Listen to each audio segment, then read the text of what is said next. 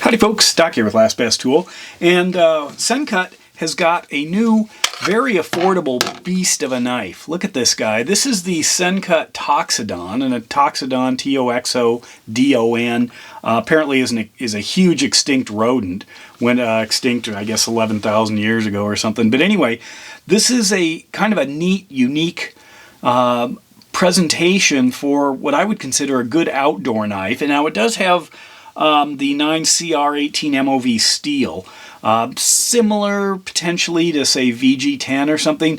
It's on the harder side. I like the satin finish on this, and there are 3 different versions of handle colors and materials on this guy. But it does have a very thin profile, which can be great for carry, or for, say, an outdoor backup knife. Now, the thinness here, here's a couple of examples. This is a Benchmade Adamus. It's obviously a scale-free knife, but you can see that that's about half as thick, maybe a little less even. And I've used this thing with the bare hand. A lot of people paracord wrap them. I wanted something that was very thin, didn't take up much space.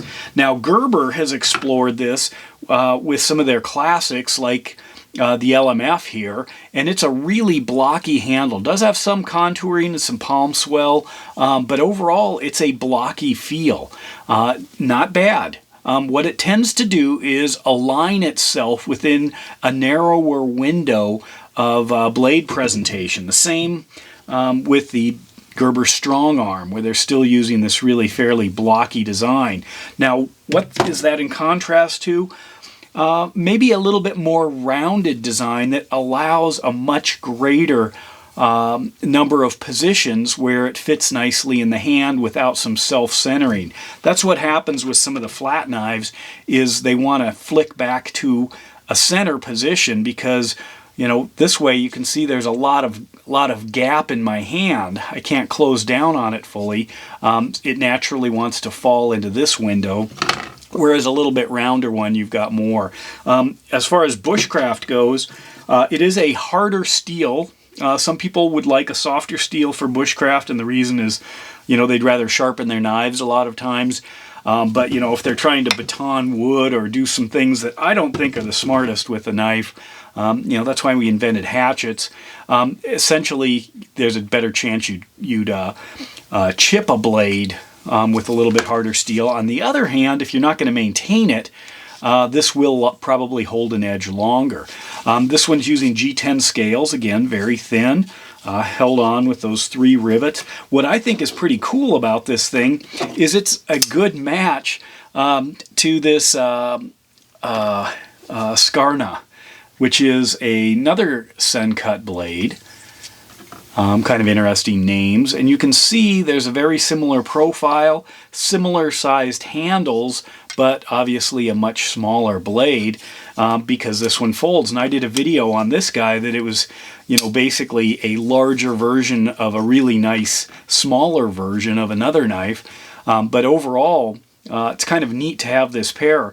And having 2 knives, say in this kind of a set, is not unusual. That has been going on for, well, since we had folding knives and fixed blade knives. A lot of times, especially in certain countries, maybe Scandinavian countries, they would carry 2 knives. Usually it was 2 fixed blade knives, a larger one and a smaller one.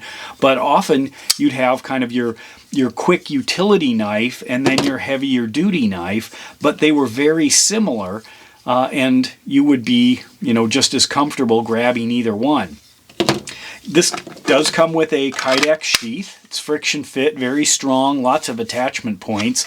Again, it maintains that thinness, and that is something I like about this, especially as kind of maybe a significant EDC knife. Not just everyday carry, but if you're putting it in a pack, a Merce or a shoulder bag or something like that. That's where something like this like this knife here doesn't take up too much room, fits down along a side, but still springs into action with a large presentation.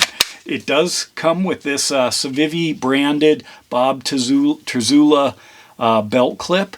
These things are great. They're not cheap either, so it's great that they include it. And you can mount it in different ways, should that be what you want as well. It did come mounted on this. But anyway, overall, this thing it's larger than 9.5 inches long. It's got a huge girth.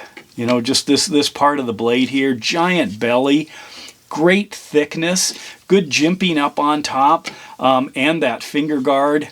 Right up front. I mean, really the purchase on this is tremendously solid. So if you want to go to town, you know, working on a work piece or something like that, there's no chance really that you're going to accidentally slip off of this thing because it fits so tightly in the hand. It does come with a lanyard on here.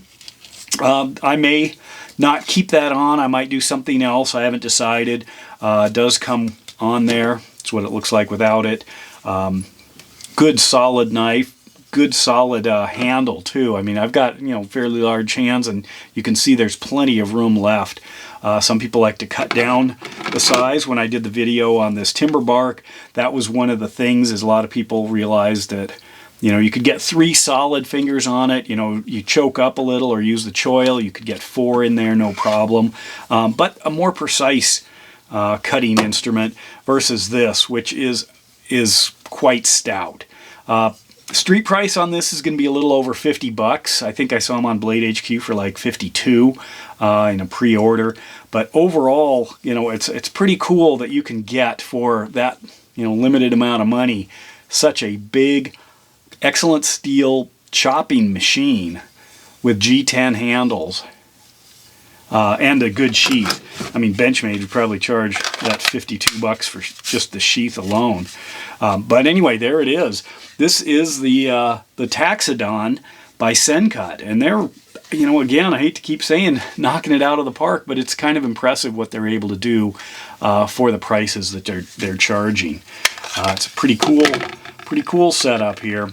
Weight on this, I should mention, is about 7 ounces, which is not that bad for you know, so much steel.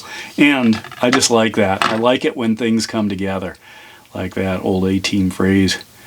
Have a pair of matched blades, almost matched blades. Pretty cool. And with that, Doc out.